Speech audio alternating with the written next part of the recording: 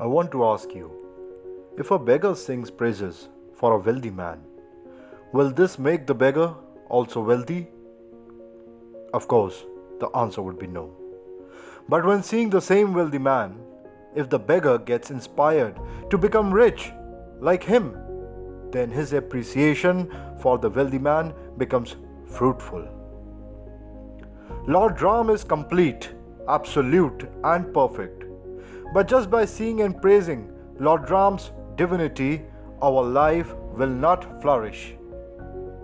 We can only progress when, on seeing the perfect Ram, we recognize, accept, and work on our mistakes and flaws in the self, so that one day we too attain perfection.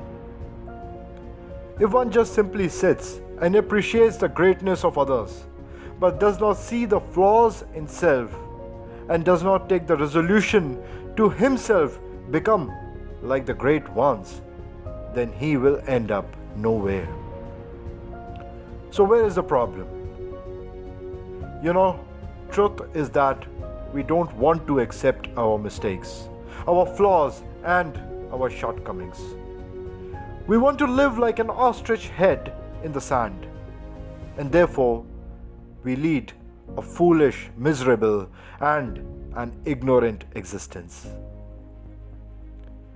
How many of us have ever bothered to think, what is in a human being which doesn't want him to accept his mistakes, which stops him from working for perfection, which doesn't let him seize his flaws, which makes him believe that he is totally fine the way he is, and that there is nothing he needs to change about himself. King Dasaratha had Lord Ram as his son. That means that he has already attained the perfect divine consciousness. And for the one who has attained God, does he have anything else to attain? Saint Tulsidas says yes. Even when one has attained God, still there are things one need to attain in life.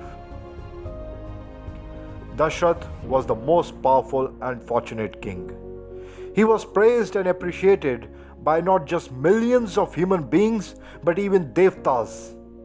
And yet, in his royal court, in front of all the people, he picks up the mirror and sees himself. This symbolizes that Dasaratha, even after having the most, feels the need to contemplate on self, to see his flaws, to recognize his mistakes, to accept his shortcomings, and then to work on correcting them. And that too, not hidingly, but in front of everybody. That day Dasaratha decided that now is the time to retire from worldly affairs, to transfer the control of Ayodhya empire to his son Ram, and to become a spiritual striver and work on his way to perfection. Now, what imperfections and flaws we are talking about? Definitely not how you look, and less about how you talk, walk, dress, or do things. It's about the flaws of the mind, the dysfunctions of the mind that is the real threat. It's the imperfections of the mind that makes us suffer.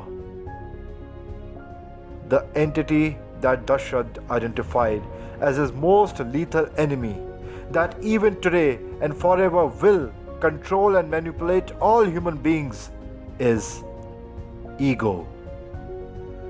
And now, what is ego?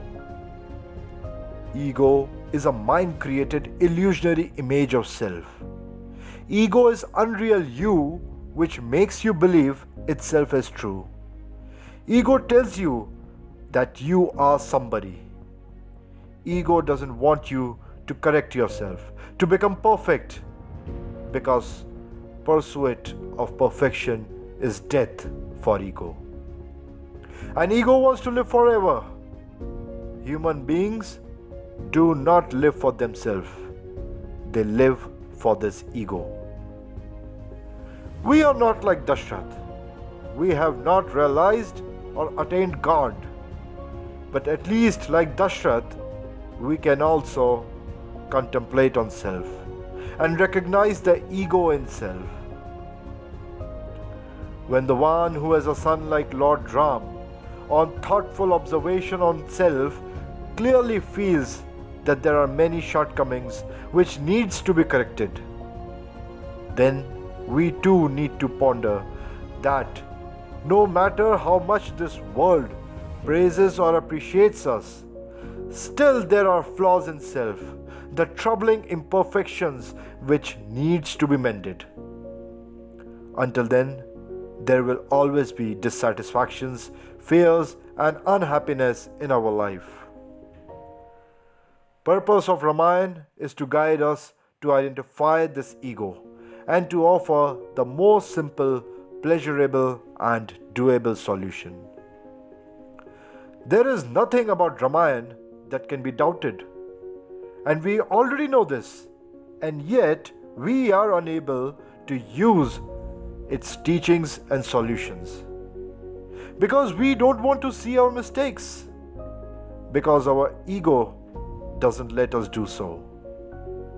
Studying the perfect life of the Supreme God Ram guides us in knowing and accepting our shortcomings and get inspired to attain the qualities and virtues like that of Ram. Ram, who is the ultimate perfection. Jai Shri Ram.